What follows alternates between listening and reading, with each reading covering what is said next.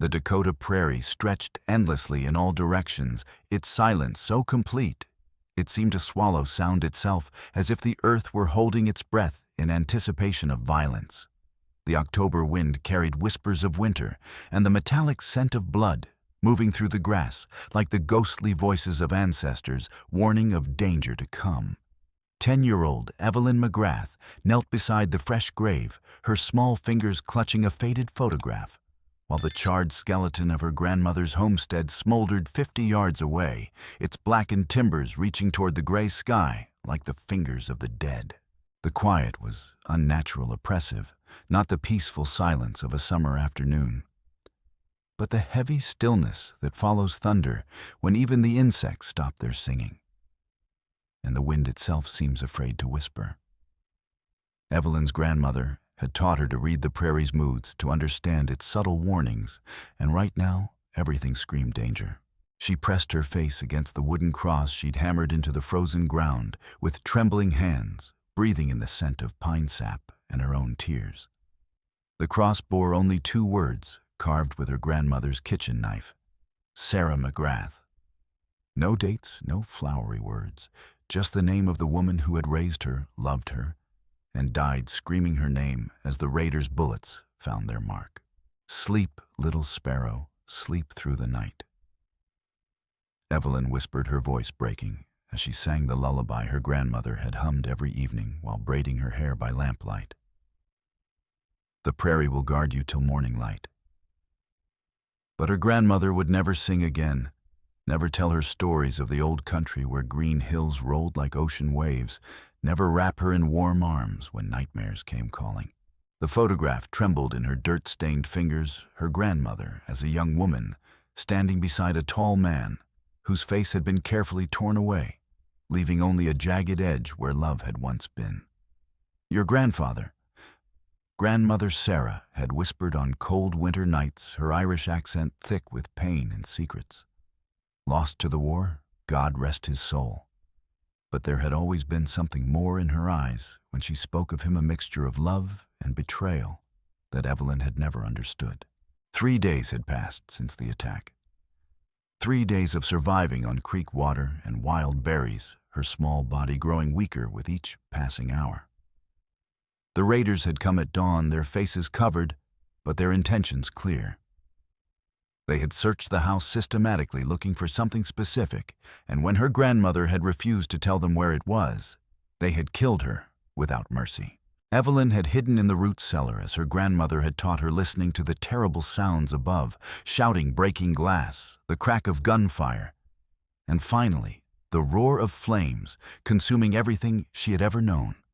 She had emerged hours later to find her world reduced to ash and memory, her guardian angel, lying twisted in the doorway she had died defending.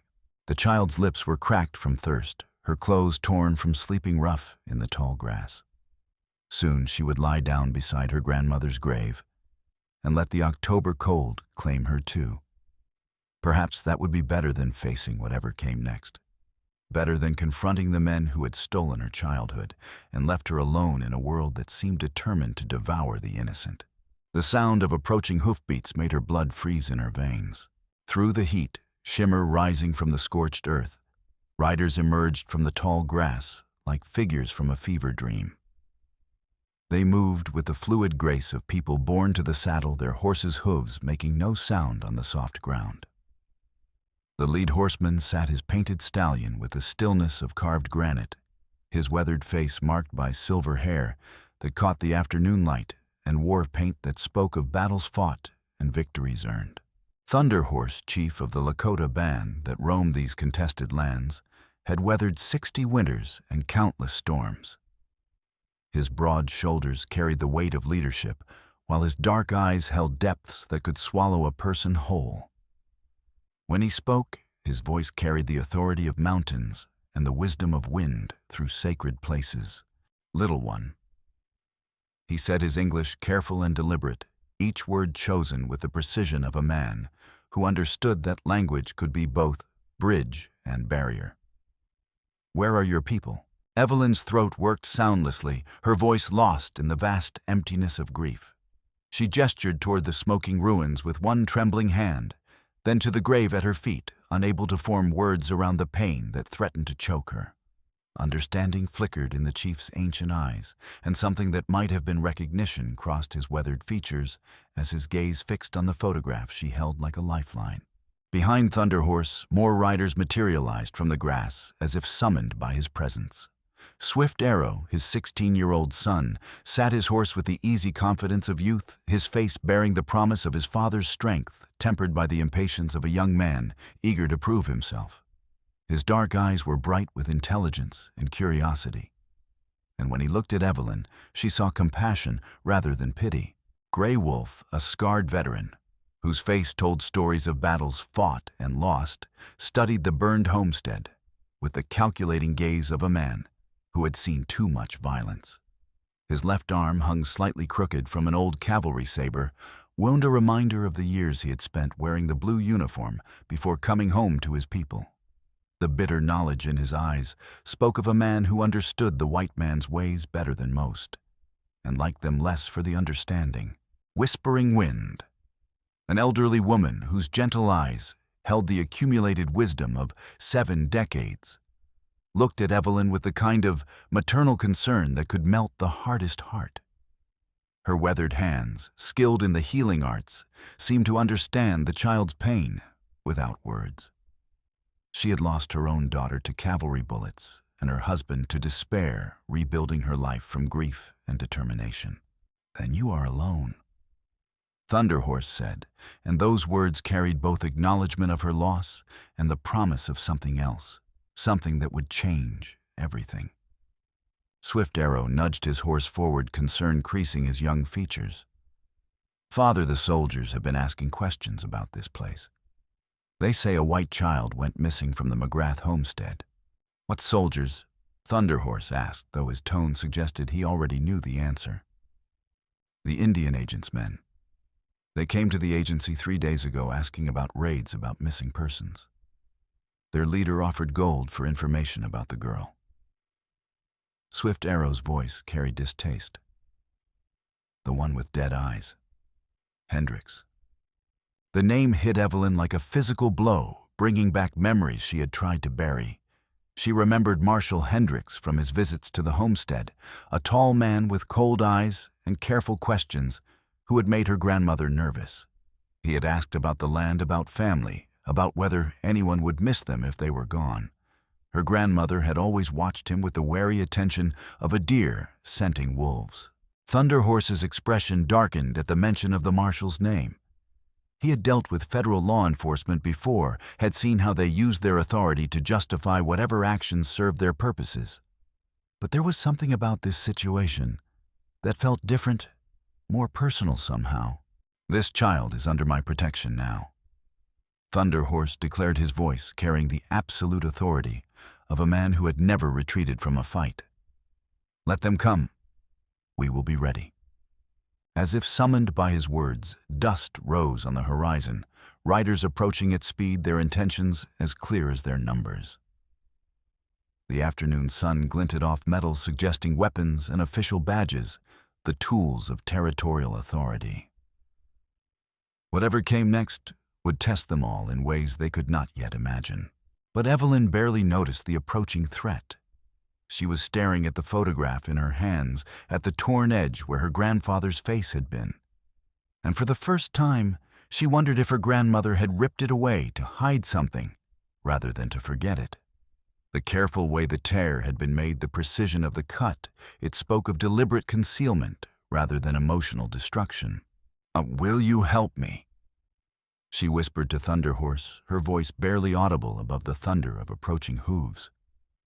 The weathered chief dismounted with fluid grace and knelt beside her, his massive frame somehow gentle as he placed a calloused hand on her shoulder. "Child of sorrow," he said quietly, "you are no longer alone. The spirits have brought you to us for a purpose not yet clear, but we do not abandon our own." Thunderhorse studied the photograph with the careful attention of a man who had learned to read the signs others missed. The torn edge, the quality of the paper, the way the girl held it like a sacred object, and all of it suggested depths he had not yet plumbed. Your grandmother, he said carefully. She was a woman of secrets. You knew her. Evelyn asked, hope flickering in her green eyes for the first time in days. I knew her, Thunderhorse confirmed. She was different from other whites. When my people were hungry, she shared her food. When soldiers came hunting for horse thieves, she sent them chasing shadows. She spoke of family that brought shame, of blood that had turned bitter.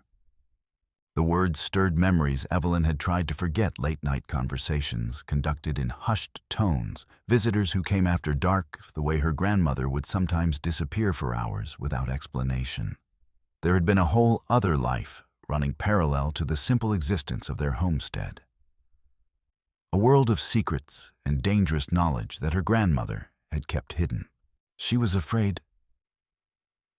Evelyn said the words coming slowly as understanding dawned. In the weeks before they came, she was afraid. She kept checking the doors, watching the horizon. She made me promise to hide if strangers came. Wise woman. Whispering Wind said, speaking for the first time. Her voice carried the weight of experience and the pain of loss. She knew the wolves were circling. Behind them, the riders were drawing closer, their dust cloud growing larger with each passing moment. Thunderhorse rose to his full height, his hand moving instinctively to the war hatchet at his belt. Whatever came next would require all of his diplomatic skills and quite possibly his warrior's courage. Come, he said to Evelyn, extending his hand. You need food and rest. The spirits have work for you yet, but first you must be strong enough to do it. As they walked toward the horses, Evelyn felt something she had not experienced in 3 days: hope. These people, these strangers who owed her nothing, had offered her sanctuary when the rest of the world had turned its back. Whatever secrets her grandmother had kept, whatever dangers lay ahead, she would not face them alone. The photograph in her hand seemed to pulse with hidden significance, as if the torn face in the image was trying to tell her something important. Soon she would learn that some secrets were too dangerous to reveal, that some truths were worth dying for, and that the bonds of family extended far beyond the connections of blood. But for now, surrounded by people who had chosen to protect her, she felt the first stirring of something that might in time grow into belonging. The Lakota camp clung to the banks of Willow Creek. Like a community born from the earth itself, 37 lodges, housing the remnants of what had once been a proud nation. The buffalo herds that had sustained them for generations had been slaughtered by hide hunters and railroad crews, leaving behind only scattered bones and the slow starvation of reservation life. The familiar rhythms of nomadic existence had given way to the harder business of survival, in a world that seemed determined to erase their very existence. Yet dignity persisted here, woven into the daily patterns of a people who refused to surrender their souls along with their land. Thunderhorse ruled with the quiet authority of a man who had led his people through impossible choices, his decisions shaped by wisdom, earned through decades of watching his world change. The elders preserved ancient knowledge for children who would grow up in a world their grandparents could never have imagined, while the warriors trained constantly for battles that might never come but could never be forgotten. Evelyn sat cross-legged in the chief's lodge, wrapped in a buffalo robe that still carried the scent of the hunt and the weight of tradition. The morning light filtered through the smoke hole above, casting dancing shadows on the painted hides that told stories of courage and loss, victory and defeat. The lodge was larger than her grandmother's entire house, its interior decorated with shields and weapons that spoke of a heritage stretching back beyond memory. For the first time in 4 days, she felt almost safe.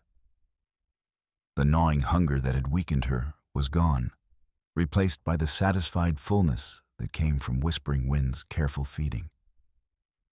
The elderly woman had coaxed her back to health with small portions of rich stew and herbal tea, understanding that a body weakened by starvation needed gentle handling. Eat, little ghost. "Whispering wind," said her voice carrying the careful precision of someone who had learned English from necessity rather than choice. "The spirits cannot find a home in bones and shadows." The elderly woman's story had emerged in fragments over the past days: a daughter lost to cavalry bullets during a dawn raid, a husband who had died defending their winter camp, a life rebuilt from grief and determination. Her gentle hands and patient voice had become Evelyn's anchor in a world turned upside down, offering the kind of maternal care that transcended the boundaries of race and culture. "Why do you call me that?" Evelyn asked, accepting another bowl of the warming broth that had become her lifeline back to health. "Because you walk between worlds." "Whispering wind," replied her weathered fingers, working intricate beadwork that combined traditional patterns with designs Evelyn had never seen before. Neither fully white nor fully of the people, but something new. Something the spirits are still deciding how to name. The beadwork was beautiful, incorporating colors and patterns that seemed to tell a story of their own. Evelyn watched the old woman's fingers move with practiced skill, creating beauty from simple materials through patience and artistry. It was a reminder that even in the midst of hardship, there was room for creation, for the preservation of beauty, in a world that seemed determined to destroy it. Across the fire, Swift Arrow watched with curious eyes that held intelligence and compassion in equal measure.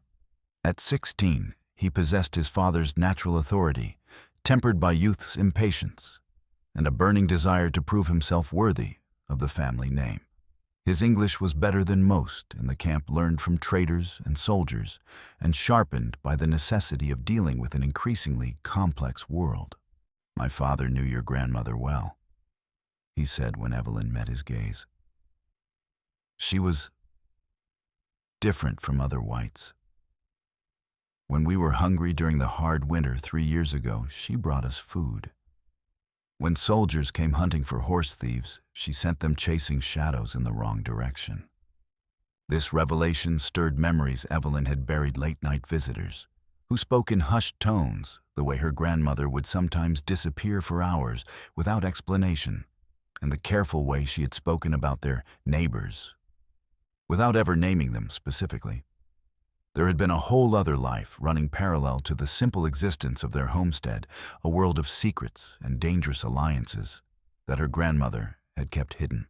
"She never told me about knowing your people." Evelyn said, though, even as she spoke, she remembered fragments of conversation that took on new meaning. References to friends who understand the old ways, mysterious packages that arrived and disappeared without explanation, the way her grandmother would sometimes watch the horizon with the alertness of someone expecting either salvation or catastrophe. "Your grandmother was a woman of secrets," Whispering Wind said softly, her voice carrying the weight of knowledge earned through long experience. She spoke of family that brought shame of blood that had turned bitter. She feared for you, little one, feared what would come when she could no longer protect you. "From who?" Evelyn asked, though part of her already dreaded the answer. The question hung in the smoky air, unanswered, but not forgotten. Outside, the sounds of camp life continued, children laughing as they played games that had been old when their great-grandparents were young women, singing traditional songs as they worked to prepare food and maintain the essential rhythms of daily existence. Men discussing the day's hunt and the endless challenge of finding game in a world where the buffalo were gone and the deer grew scarcer each year. But underneath it all lay a tension that spoke of approaching storms. The very air seemed to vibrate with the awareness that their precarious existence was about to be tested in ways they might not survive. Grey Wolf entered the lodge without ceremony, his scarred face grim with news that would change everything. The veteran warrior moved with the careful precision of a man whose body had been broken and remade by violence, his left arm hanging slightly crooked from an old cavalry saber wound that had never healed properly. His eyes held the bitter knowledge of someone who had worn the blue uniform before coming home to his people, who understood the white man's ways better than most and liked them less for the understanding. Riders coming from the east. He reported, his voice carrying the flat tone of a man delivering news he wished he didn't have to share. Government men flying official flags. They're armed for war, not conversation. "How many, Thunderhorse?" asked, his expression not changing, but his hand moving almost imperceptibly toward the war hatchet at his belt. 24, maybe more. The Indian agent leads them along with that killer Hendricks. Gray Wolf's voice carried the kind of bitter knowledge that came from personal experience. They're not all marshals, some wear the colors of the Consolidated Land Company. The mention of the cattle company sent a chill through the lodge that had nothing to do with the October weather. Consolidated Land Company was one of the most powerful operations in the territory, with connections reaching all the way to Washington, and a reputation for getting what they wanted regardless of the human cost. Their involvement suggested this was about more than just retrieving a lost child. "They want the land," Swift Arrow said, understanding dawning in his young eyes. "The McGrath homestead sits right in the path of their northern expansion. If they can claim it was abandoned due to Indian raids, all land is wanted by someone." Thunderhorse replied with the philosophical calm of a man who had seen too much of the world to be surprised by greed. "The question is whether we let them take it without a fight." But Evelyn was thinking about something else, the wooden box her grandmother had pressed into her hands during those final terrible moments. The old woman had been dying, blood streaming from a bullet wound in her chest, but she had used her last strength to thrust the small container into Evelyn's hands. "Keep it safe." She had gasped, her Irish accent thick with pain and determination. "When the time comes, you'll know what to do with it. Trust no one who comes asking about the land, child. Trust only those who ask nothing from you." The box had remained unopened, its brass lock secure, its secrets hidden. But Evelyn was beginning to suspect that those secrets might be the key to everything that was happening. "I need to show you something," she said quietly, her voice carrying a new note of resolve. The wooden box was smaller than a book, but heavy with significance, its surface worn smooth by years of handling. Thunderhorse examined it with the careful attention of a man who had learned to read the signs others missed, understanding that small things could carry great power. The brass lock was simple but sturdy, the kind that would yield to force but not to accident. "Your grandmother spoke of this." Whispering wind said recognition flickering in her ancient eyes. Said it contained her true will, her real intentions. But she feared to open it while dangerous eyes were watching. "What kind of dangerous eyes?" Evelyn asked, though she suspected she already knew the answer. "The kind that see family as obstacles to be removed." The elderly woman replied, her voice carrying the weight of bitter experience. "The kind that measure love in acres and count loyalty in gold." Outside, the sound of approaching horses grew louder, accompanied by the jingle of harnesses and the creak of leather that spoke of men accustomed to long rides and hard living. The confrontation was about to begin, and with it, the unraveling of secrets that had been kept for years. But first, they needed to understand what they were truly fighting for. The answers lay in the wooden box, in the documents that Evelyn's grandmother had died to protect. Whatever those papers contained, they were important enough to kill for, and therefore important enough to risk everything to preserve. Thunderhorse produced a thin knife from his belt, its blade worn smooth by years of use, and sharpened to a razor's edge. "Sometimes the spirits demand that we open doors we would rather keep closed," he said, his voice carrying the weight of ceremony. "Sometimes the past must be revealed for the future to have meaning." The lock parted with a soft click that seemed to echo in the sudden silence. The box opened to reveal documents wrapped in oiled cloth and their edges yellowed with age, but their contents still legible.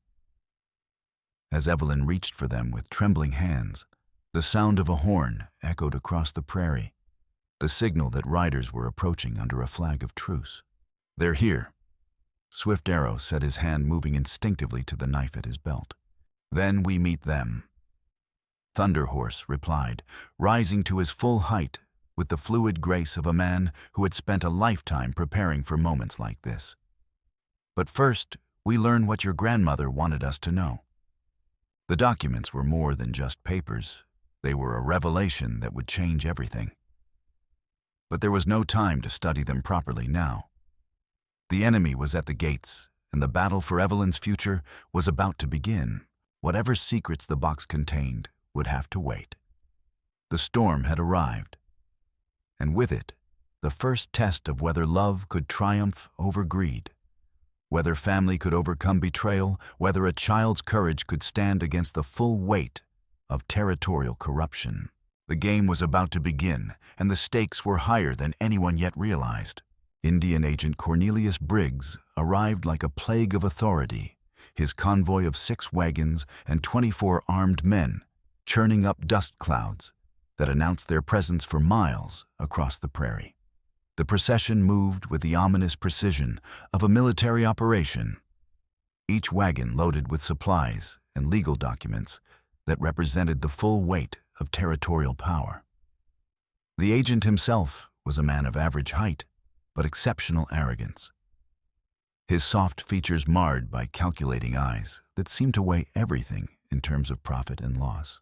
His clothes spoke of eastern cities and comfortable living, a wool coat that had never seen hard labor boots, that had never walked a mile of rough ground hands, that had never held anything heavier than a pen. But his eyes held the cold calculation of a man who had learned to use law and authority as weapons, who understood that power came not from physical strength, but from the ability to manipulate the systems that governed other people's lives. Beside him rode Marshal Thomas Hendricks, a man whose reputation for violence preceded him like a shadow across the Dakota territory. Tall and lean, with a kind of weathered face that spoke of years spent in the saddle. Hendricks carried himself with the casual confidence of someone who had never met a problem he couldn't solve with his guns. The twin Colts at his hips were worn smooth by constant use, their grips shaped by hands that had ended more lives than most men could count. But it was the third man who made Thunder Horse's jaw tighten with recognition and growing concern. Colonel Marcus Webb wore the uniform of the Consolidated Land Company, his presence transforming what should have been a simple law enforcement matter into something far more dangerous. Webb was a man who had made his fortune in the cattle business, building an empire on the bones of displaced farmers and the dreams of broken settlers. His involvement suggested this was about more than just retrieving a lost child. It was about the systematic theft of land on a scale that would reshape the entire territory. This is about more than the child. Grey Wolf observed quietly as they watched the convoy approach with military precision. They're planning something bigger, something that will change everything. Thunder Horse nodded grimly, his weathered hands working to check his weapons with the automatic precision of a man who had spent decades preparing for war. The involvement of Consolidated Land Company confirmed his worst fears. This wasn't just about Evelyn. It was about the systematic elimination of any obstacles to their expansion using legal technicalities and manufactured crises to justify seizure of land that had been in Indian hands for generations. They want our territory. Swift Arrow said, his young voice tight with controlled anger. They want to push us onto the reservations so they can claim everything we leave behind. They want more than that. Grey Wolf replied, his scarred face grim with the knowledge that came from years of experience with white authority. They want to break the precedent of cooperation. If they can prove that harboring white children leads to trouble, they can justify moving against any tribe that tries to work with settlers. The implications were staggering. The fragile peace that had been built between Thunder Horse's band and the surrounding white communities would be shattered, replaced by the kind of open warfare that had already devastated so many other tribes. The McGrath homestead attack had been just the beginning, a carefully orchestrated provocation designed to justify whatever came next. Chief Thunderhorse. Briggs called out as his convoy drew up just outside the camp's perimeter, his voice carrying the false friendliness that marked him as a professional politician. "I've come to collect Miss McGrath and resolve this unfortunate situation before it escalates further." The words carried threats wrapped in diplomatic language, the kind of careful phrasing that allowed for multiple interpretations depending on the audience. Thunderhorse emerged from his lodge with quiet dignity, flanked by his warriors and surrounded by the entire band. Men, women, and children had gathered to witness this confrontation, understanding that their very survival might depend on its outcome.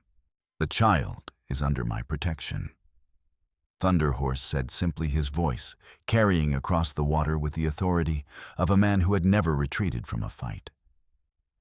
"Protection."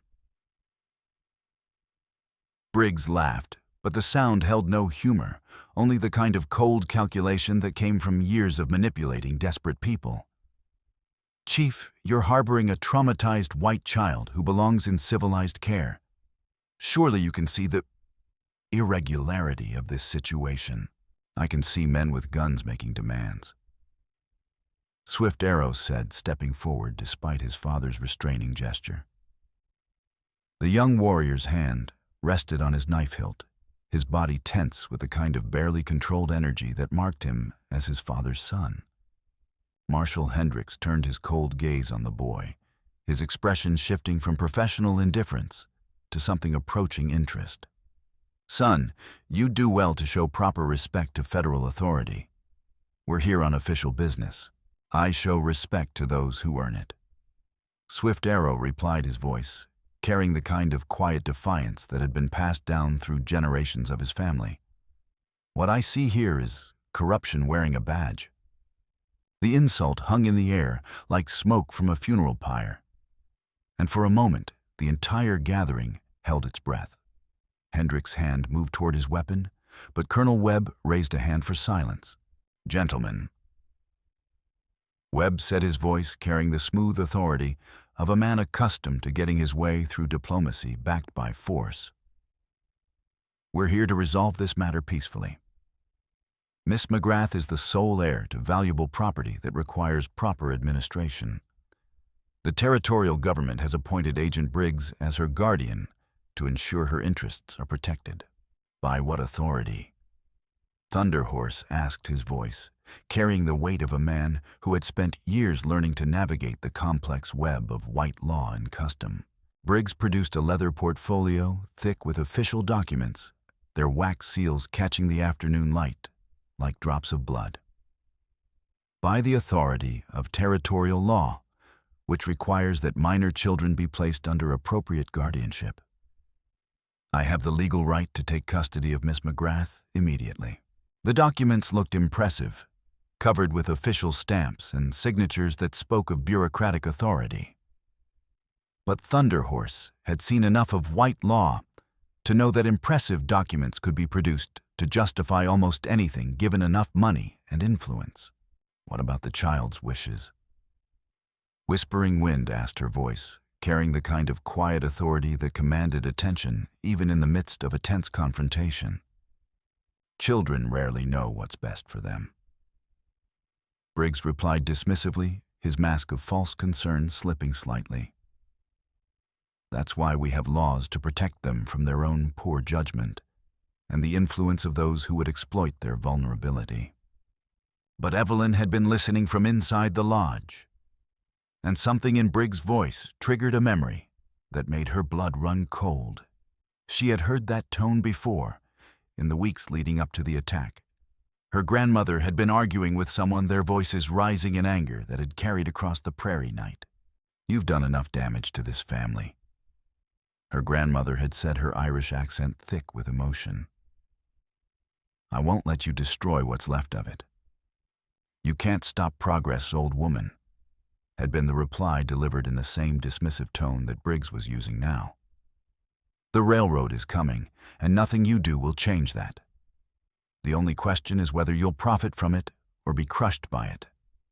Now, hearing Briggs speak, Evelyn recognized that second voice, with a certainty that made her stomach turn. The careful pronunciation, the slightly nasal quality, the way he emphasized certain words, it was unmistakably the same man who had threatened her grandmother in the darkness. "You knew my grandmother," she said, stepping out of the lodge despite Thunder Horse's protective gesture. Her voice was small but clear, carrying across the water with a kind of deadly precision that could change everything. Briggs's expression didn't change, but something flickered behind his eyes, a momentary recognition that was quickly suppressed. "I knew of her child, a stubborn woman who refused to see reason about her land's true value. She could have been wealthy, but she chose to live in poverty instead. You visited her?" Evelyn pressed, her voice growing stronger as memory and understanding combined to give her courage. "You tried to buy her property. You threatened her when she refused. I made several generous offers." Briggs replied smoothly, but his voice carried an edge that hadn't been there before. "All of which she rejected, I'm afraid. Such a tragedy what happened to her. If she had accepted my offers, she would still be alive today." The implication hung in the air like a challenge, and Thunder Horse felt the subtle shift in the confrontation's dynamic. This wasn't just about legal guardianship, it was about a man who had gotten what he wanted through violence, and was now trying to claim the legal authority to profit from his crimes. "What kind of offers?" Grey Wolf asked, his scarred face showing the kind of cold intelligence that came from years of dealing with white duplicity. The kind that would have made her rich. Colonel Webb interjected, clearly eager to move the conversation back to safer ground. The Consolidated Land Company was prepared to pay premium prices for her property. She could have lived comfortably for the rest of her life. Instead, she chose to die, protecting what was hers. Evelyn said, her voice carrying a new note of steel that surprised even her. She chose to fight, rather than surrender to thieves and murderers. The accusation sent a ripple of tension through both groups, and for a moment, the afternoon air crackled with the kind of energy that preceded violence. Marshal Hendrick's hand moved toward his weapon, but Thunder Horse was already positioning himself between the federal agents and the child he had sworn to protect. "That's a serious accusation," Hendrick said, his voice carrying the kind of quiet menace that had intimidated countless criminals and innocent people alike. The kind that could get a person into serious trouble. "The kind that might be true," Swift Arrow replied, his young face showing the kind of fierce loyalty that would have made his ancestors proud. "The kind that explains why you're so eager to get your hands on her inheritance." But even as the confrontation reached its breaking point, the sound of approaching hoofbeats announced that the situation was about to become even more complicated. More riders were coming, a lone horseman approaching under a white flag, his identity hidden by the gathering dusk. "Signal rider," Grey Wolf reported, his voice tight with concern. "Someone's coming alone. Either a messenger or someone with news that will change everything." As the figure drew closer, Evelyn felt her heart nearly stop. It was impossible. But the set of the shoulders, the way the man sat his horse, the subtle mannerisms that had been burned into her memory by years of studying a torn photograph. It was unmistakably the same person whose face had been ripped from her grandmother's picture. "That's impossible," she whispered.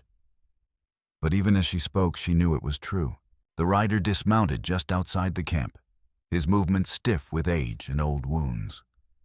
When he spoke, his voice carried the weight of years and the pain of secrets, finally revealed with an Irish accent that matched her grandmother's, but carried the deeper tones of a man who had seen too much of the world's darkness.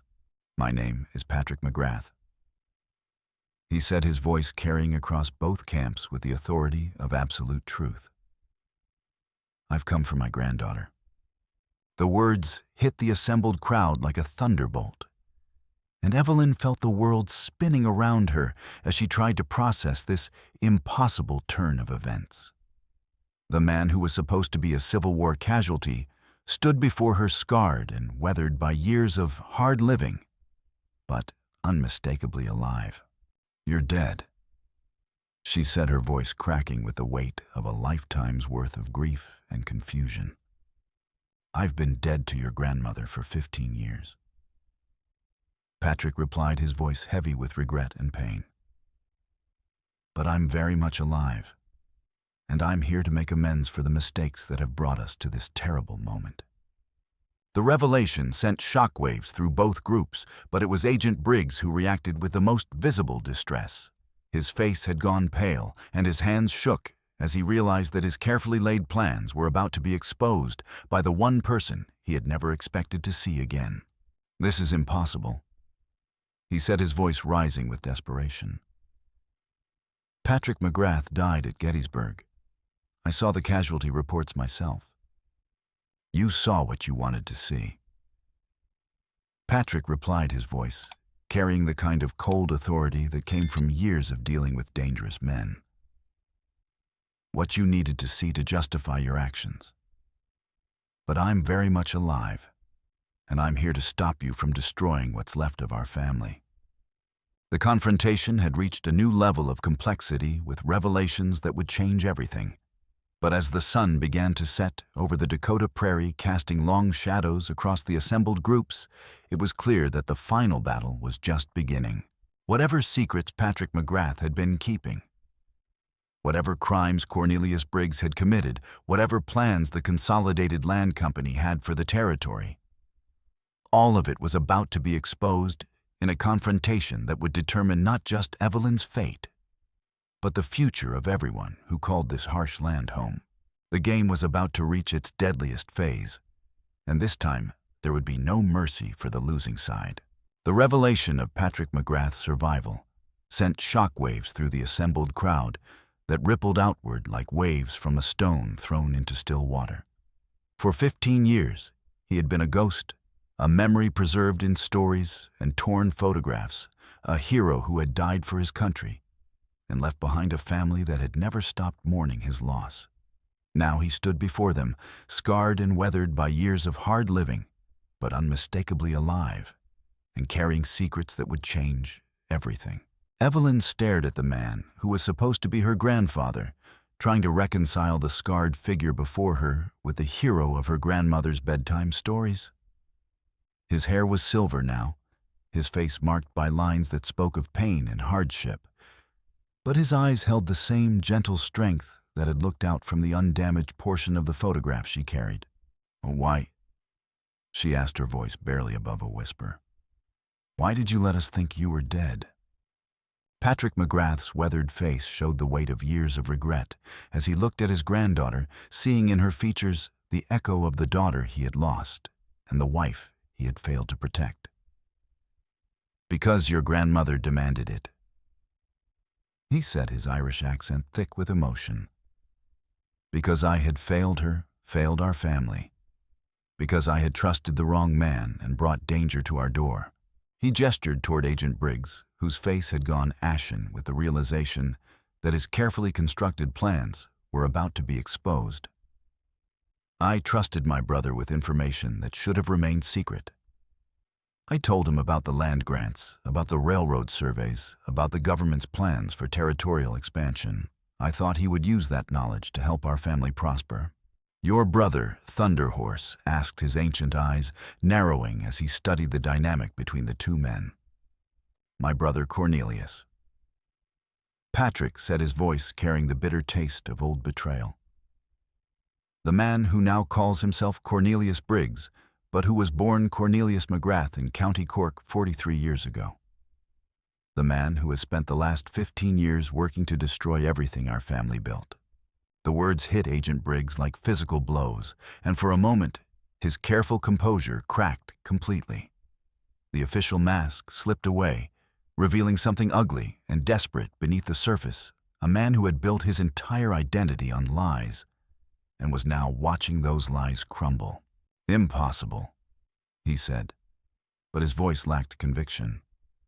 "Patrick McGrath died at Gettysburg. I saw the casualty lists myself. I mourned my brother. You mourned the inconvenience of my survival." Patrick replied, his voice carrying the kind of cold authority that came from years of dealing with dangerous men. You needed me dead to claim the inheritance, to manipulate Sarah into signing over the land rights. When I survived the war, when I came home broken and scarred, you convinced her that I was dangerous, that I had been changed by the violence. The story that emerged was one of family betrayal that went deeper than simple greed.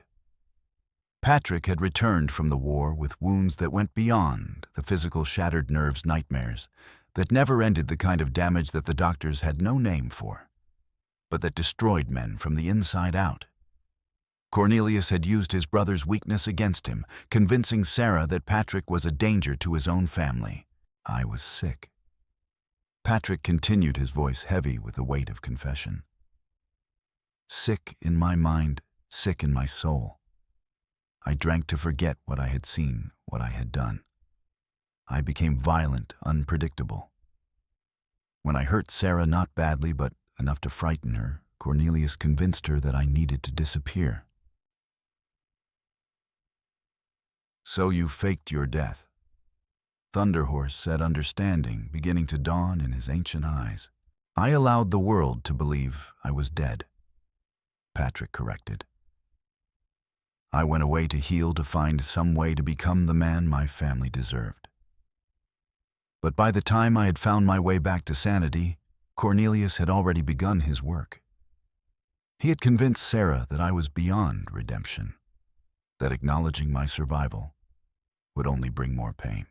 The revelation explained so much: the torn photograph, the way Sarah McGrath had spoken of her husband in the past, tensed the secrets that had shadowed their simple life on the prairie. But it also raised new questions about the scope of Cornelius Briggs' corruption and the lengths he had gone to in order to claim what he believed was rightfully his. What happened to change your mind? Evelyn asked, her voice growing stronger as she began to understand the complex web of family loyalty and betrayal that had shaped her life. I became a federal marshal. Patrick said, reaching into his coat to produce a badge that gleamed in the fading light. I spent 10 years working undercover, building a case against the corruption that had poisoned our territorial government. Your grandmother was my key informant. The badge was genuine, bearing the seal of the Department of Justice and the weight of federal authority. But more than that, it represented a man's attempt to find redemption through service, to use his knowledge of corruption to protect the innocent from the same kind of betrayal he had experienced. She was working with you? Swift Arrow asked, his young voice filled with admiration for the courage that had required. She was the bravest woman I ever knew. Patrick replied, his voice thick with emotion. She risked everything to help me gather evidence against Cornelius and his associates. She documented every crime, every payoff, every murder that was committed in the name of progress and profit. But even as Patrick spoke, Marshal Hendricks was studying the federal badge with the careful attention of a man who had spent years learning to distinguish between authentic and counterfeit authority. What he saw there made his expression shift from suspicion to something approaching respect. I know that badge, he said quietly. Marshal McGrath, I've heard the stories about your work in the territories. You're the one who brought down the Carson City land fraud ring. Among others, Patrick confirmed. I've spent the last 10 years documenting the systematic theft of Indian lands, the corruption of territorial officials, the murder of anyone who stood in the way of progress. And my brother Cornelius has been at the center of it all. The accusation hung in the air like a death sentence, and Cornelius Briggs found himself facing not just exposure, but the possibility of federal prosecution for crimes that carried the death penalty. His carefully constructed identity as a legitimate Indian agent was crumbling, replaced by the reality of a man who had used his position to commit murder and theft on a massive scale. You have no proof, he said, but his voice was shaking with desperation.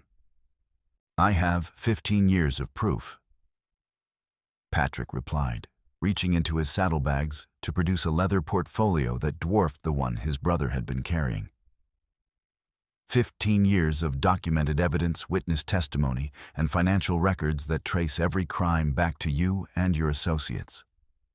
The portfolio contained hundreds of pages of meticulously documented evidence, photographs of forged documents, records of illegal payments, testimony from witnesses who had seen the systematic destruction of Indian communities.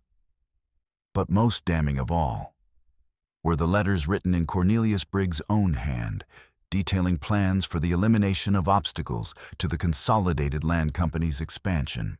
Letters to Colonel Webb. Patrick said, holding up documents that made the military officer's face go pale. Letters discussing the final solution to the Indian problem. Letters planning the systematic murder of anyone who stood in the way of your cattle empire. The evidence was overwhelming, but it was the final revelation that destroyed any remaining hope Cornelius might have had. Donut for escape. Patrick reached into his coat and produced a small wooden box identical to the one Evelyn had inherited from her grandmother. Sarah kept detailed records, he said, opening the box to reveal documents that completed the picture of corruption and murder. She knew you were planning to kill her, knew you would come for Evelyn next. She prepared for it, documented everything, and made sure the evidence would survive, even if she didn't. The wooden box contained copies of every document in Evelyn's possession, plus additional evidence that had been gathered over years of careful investigation. Bank records showing payments to hired killers, correspondence with territorial officials detailing plans for land seizure, and most damning of all, a confession written in Cornelius Briggs' own hand and witnessed by 2 federal marshals. She was my partner, Patrick said, his voice breaking with emotion. My partner in marriage, my partner in investigation, my partner in the fight for justice. She gave her life to make sure the truth would finally come out. The confession detailed everything: the systematic corruption of territorial officials, the use of manufactured Indian raids to justify land seizures, the murder of anyone who stood in the way of the Consolidated Land Company's expansion. It was a complete indictment of the system that had allowed greed to triumph over justice, profit to override human decency. But even as the truth was finally revealed, the sound of approaching cavalry announced that the situation was about to become even more complex. Colonel Webb had called for military reinforcement, and now a full company of soldiers was approaching at speed, their officers unaware of the dramatic revelations that had just taken place. "The game's over, Patrick," Cornelius said, his confidence returning as he saw the dust cloud approaching. "You can't fight the United States Army." "I don't intend to fight them," Patrick replied calmly. "I intend to place you under arrest for murder, conspiracy, and violation of federal law." He stepped forward with the authority of federal law behind him, but Cornelius was already moving his hand, reaching for the weapon at his side. The careful facade of civilization was about to give way to the kind of violence that had been building for years. "I won't let you destroy everything I've built." Cornelius snarled his gun, clearing its holster with the speed of a man who had used violence to solve problems before. But Marshal Hendricks was already moving his own weapon, trained on the corrupt agent he had served for too long. "Tom, what are you doing?" Cornelius demanded, his voice rising with panic. "My job," Hendricks replied grimly, "which is upholding the law, not helping murderers cover their tracks." The reversal sent shockwaves through the remaining federal agents, several of whom began to step back as they realized they had been made part of a criminal conspiracy. The careful balance of power was shifting, and the corrupt authority that had seemed so solid was revealing itself to be built on sand. "You're all making a serious mistake," Colonel Webb said, his voice carrying the arrogance of a man who had never been challenged. "The Consolidated Land Company has contracts with the territorial government. We have rights that supersede any individual claims. You have contracts obtained through fraud and murder." Patrick replied, his voice carrying the full weight of federal authority. "Rights purchased with blood and maintained through corruption. And now you have federal charges to answer for. But Cornelius Briggs was beyond reason now, his carefully constructed life crumbling around him, like a house built on shifting ground. The arrival of the cavalry had given him hope, but the defection of his own men had taken it away again. He was trapped, cornered, and facing the kind of justice he had spent years avoiding. "If I can't have the land," he said, his voice rising to a desperate shout, "then nobody can." He swung his weapon toward the wooden boxes that contained the evidence of his crimes, intending to destroy the documents that could condemn him. But Evelyn was already moving her small form, darting between the adults, with the kind of desperate courage that came from knowing that everything she loved was at stake. "No!" she shouted, throwing herself between the gun and the evidence that represented her grandmother's final gift to the world. The shot that followed would echo across the Dakota prairie for years to come, marking the moment when justice finally caught up with corruption, when the innocent finally found protection from those who would exploit them, when a family's long struggle against betrayal finally reached its conclusion. But the bullet that was meant to destroy evidence instead found a different target, and the battle that followed would determine not just the fate of one family, but the future of the entire Dakota territory. The gunshot shattered the evening air like thunder, but it was not Evelyn who fell. Marshal Hendricks, moving with the reflexes of a man who had spent a lifetime in dangerous situations, had tackled Cornelius Briggs at the crucial moment, sending the corrupt agent's shot wild. The bullet intended to destroy evidence instead buried itself harmlessly in the trunk of a cottonwood tree, while the two men rolled on the ground in a desperate struggle for control of the weapon. "Get the evidence," Patrick shouted, but Thunderhorse was already moving his warriors, spreading out to secure the wooden boxes and documents that represented years of careful investigation. The old chief moved with the fluid grace of a man who had spent decades preparing for moments like this, understanding that physical evidence was often more valuable than human testimony in the white man's courts. The cavalry company was drawing closer, but their approach had slowed as the officers tried to understand what they were riding into. The sight of federal marshals fighting each other while Indians secured legal documents was not what they had expected to find, and their confusion gave the defenders precious time to organize their position. "Colonel Webb," Patrick called out, his voice carrying the authority of federal law, "you and your men are under arrest for conspiracy murder and violation of federal statutes governing territorial development." But Webb was not a man to surrender easily. He had built his empire through violence and intimidation, and he was not about to let it crumble without a fight. "You're outnumbered, Marshal," he said, his hand moving toward his weapon. "My men won't let you take me alive." "Your men work for a criminal enterprise," Patrick replied calmly. "When they understand the full scope of your crimes, they may choose to distance themselves from your operation." The challenge was clear, and for a moment, the evening air crackled with the tension of impending violence. But it was the arrival of the cavalry that changed everything, not in the way Webb had hoped, but in a manner that would reshape the entire confrontation. The company commander, a young captain named Morrison, who had been briefed on the situation by corrupt territorial officials, approached with his weapon drawn, but his expression uncertain. "Marshal McGrath," he said, his voice carrying the careful tone of a man trying to navigate unfamiliar waters, "I have orders to arrest you for inciting Indian uprising and threatening federal officials."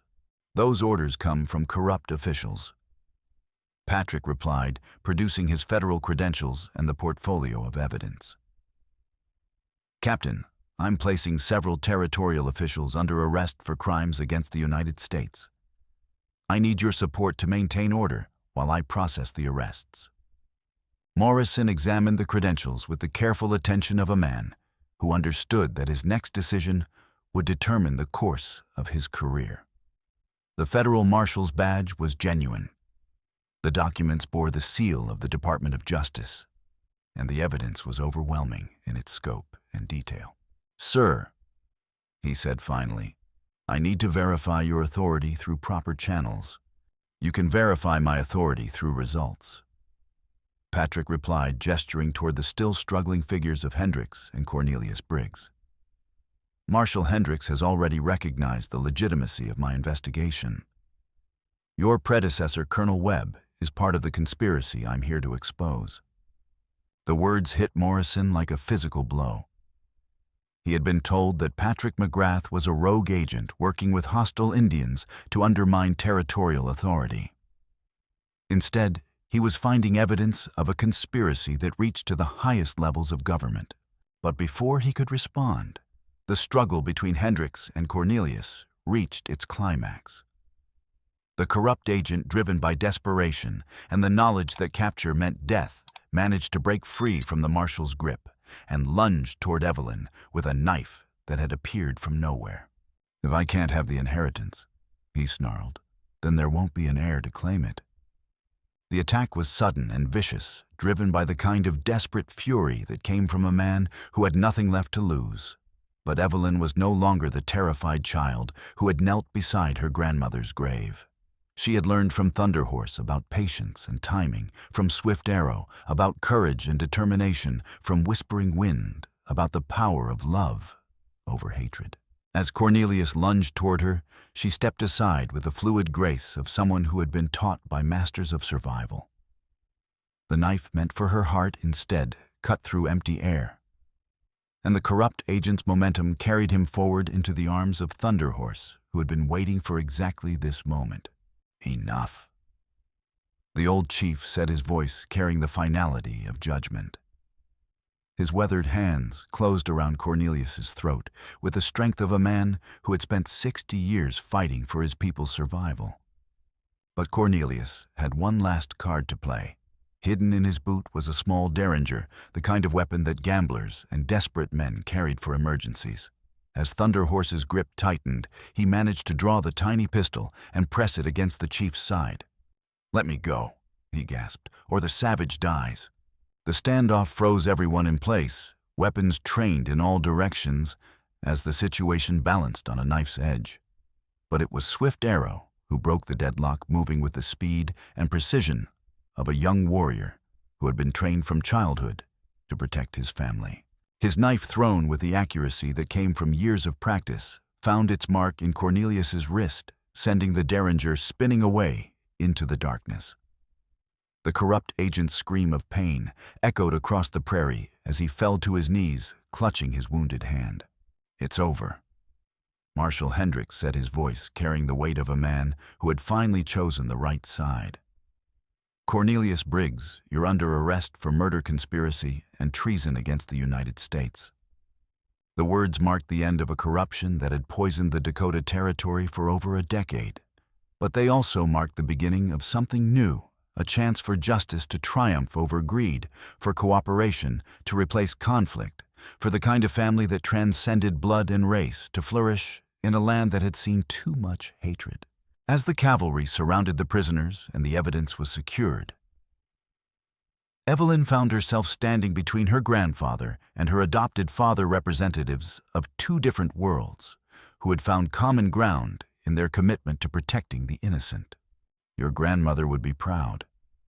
Patrick said, his voice thick with emotion as he looked at his granddaughter. "She died to make this moment possible. She died to protect family." Thunderhorse corrected gently. "And family is what we have become." The battle was over, but the work of rebuilding was just beginning. The McGrath Trust would be established on a foundation of justice rather than corruption, creating a model for cooperation between different cultures that would influence territorial policy for generations to come. But for now, in this moment beside the waters of Willow Creek, a family that had been torn apart by greed and betrayal was finally whole again. The wooden boxes that had contained so many secrets were empty now, their contents revealed to the world, but the love they represented would endure forever. The federal investigation that followed exposed corruption so extensive that it reached from the Dakota territory to the halls of Congress, implicating dozens of officials in what would become known as the Great Land Fraud of 1887. Patrick McGrath's 15 years of undercover work had produced evidence that led to the indictment of territorial governors, federal judges, and railroad executives, whose greed had cost hundreds of lives and stolen millions of acres from their rightful owners. The Consolidated Land Company alone was responsible for over 300 illegal acquisitions. Patrick told the federal prosecutor, who had been sent from Washington to oversee the investigation. They used murder bribery and forged documents to steal nearly 1 million acres of Indian and homesteader land. The trial that followed became a national sensation, with newspaper reporters from across the country descending on the Dakota territory to cover the proceedings. The story of a young girl whose grandmother's courage had exposed territorial corruption captured the public imagination. But it also forced Americans to confront the dark reality of how their Western expansion had been achieved. Cornelius Briggs, facing federal charges that carried the death penalty, attempted to negotiate a plea bargain by revealing the full extent of the conspiracy. His testimony implicated senators, congressmen, and cabinet members in a web of corruption that reached all the way to the White House. I was just a small part of a much larger operation. He told the federal court, his voice carrying the desperate tone of a man trying to save his own life. The orders came from Washington, from men who saw the Western territories as nothing more than raw material to be exploited for profit. But his testimony, while valuable to prosecutors, could not save him from the consequences of his crimes. The murder of Sarah McGrath, the systematic theft of Indian lands, and the conspiracy to eliminate anyone who stood in the way of the Consolidated Land Company's expansion had created a debt that could only be paid with his life. The court finds the defendant guilty on all charges. The federal judge announced, his voice carrying the weight of justice finally served. Cornelius Briggs, you are hereby sentenced to death by hanging for the murder of Sarah McGrath and conspiracy against the United States. The sentence was carried out 3 months later, but by then the focus had shifted to the more positive aspects of the case. The establishment of the McGrath Trust under the joint administration of Patrick McGrath and Thunder Horse had created a model for cooperation between white and Indian communities that was being studied by territorial officials across the West. What we've created here is unprecedented. Helena Morrison, the young lawyer who had been assigned to help establish the trust, told a gathering of territorial officials. A true partnership between different cultures based on mutual respect and shared benefits, rather than exploitation and theft. The trust controlled nearly 2,000 acres of prime agricultural and grazing land, which was being developed according to principles that honored both white and Indian interests. Portions of the land were leased to responsible ranchers who agreed to employ workers from both communities, while other sections were reserved for traditional Indian uses and sustainable farming practices. The profits are shared equally. Patrick explained to visitors who came to study the model. Half goes to the Lakota band for their community needs. Half goes to territorial development projects that benefit everyone in the region. The success of the arrangement was evident in the prosperity that began to flourish along Willow Creek. A school was built that taught both English and Lakota, preparing children for success in either world. A medical clinic served the entire community, staffed by doctors who understood both traditional and modern healing methods. Most importantly, a trading post was established that became a symbol of the cooperation that was possible when different cultures worked together. It's more than we dared hope for, Whispering Wind told Evelyn as they worked together in the school's garden, teaching children of different races to grow crops that would feed their families. A chance to preserve our ways while adapting to the new world. But perhaps the most important success was personal. Evelyn had found in Patrick McGrath not just a grandfather, but a man who understood the cost of family secrets and the importance of truth. Their relationship, built on shared loss and common purpose, became a bridge between the past and the future. I know I can never make up for the years I lost, Patrick told her as they stood beside Sarah McGrath's grave on the first anniversary of her death. But I can make sure that her sacrifice meant something. The grave was marked now by a proper headstone carved with words that captured the essence of the woman who had died to protect her family. Sarah McGrath, beloved wife and grandmother, who chose courage over comfort and truth over safety. She would be proud of what we've accomplished, Evelyn said, placing flowers on the grave. She would be proud of the family we've become. The family had indeed grown beyond anything Sarah McGrath could have imagined. Patrick had married again to a schoolteacher named Mary O'Brien, who had come west to help establish the integrated education system. Thunderhorse had adopted Evelyn formally, according to Lakota tradition, making her his daughter in the eyes of his people.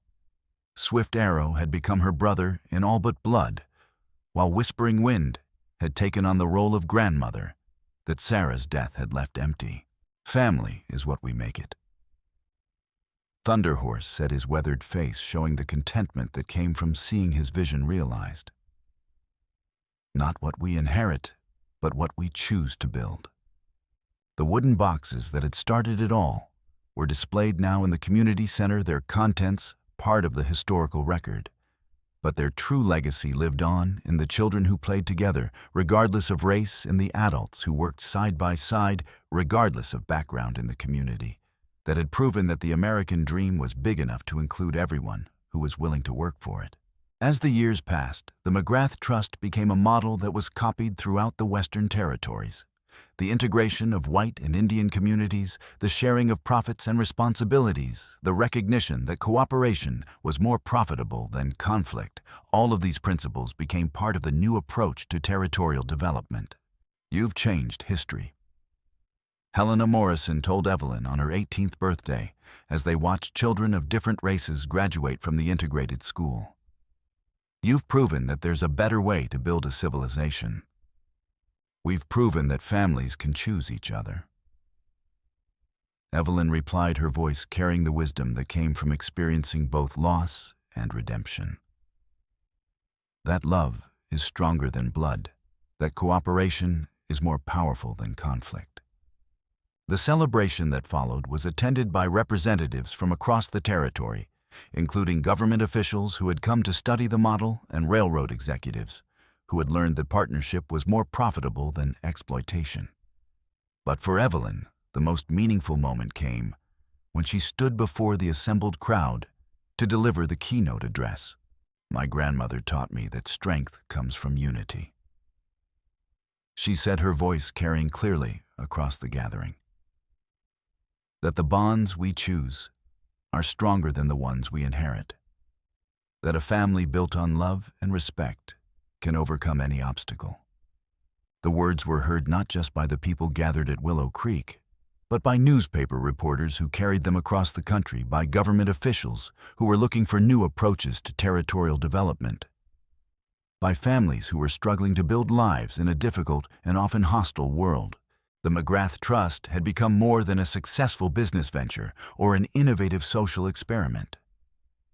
It had become a symbol of what America could be when its highest ideals were actually practiced, when the promise of equality and opportunity was extended to all people regardless of race or background. As the sun set over the Dakota prairie on that anniversary evening, Evelyn found herself once again at her grandmother's grave. But this time, she was not alone. Patrick stood beside her, his weathered face showing the peace that came from redemption earned through service. Thunderhorse was there too, his presence a reminder of the strength that came from chosen family. Swift Arrow and Whispering Wind completed the circle, representatives of different generations and cultures united by bonds stronger than blood. She saw all of this, Evelyn said, her voice carrying across the evening air. She knew what we could become if we had the courage to choose love over fear.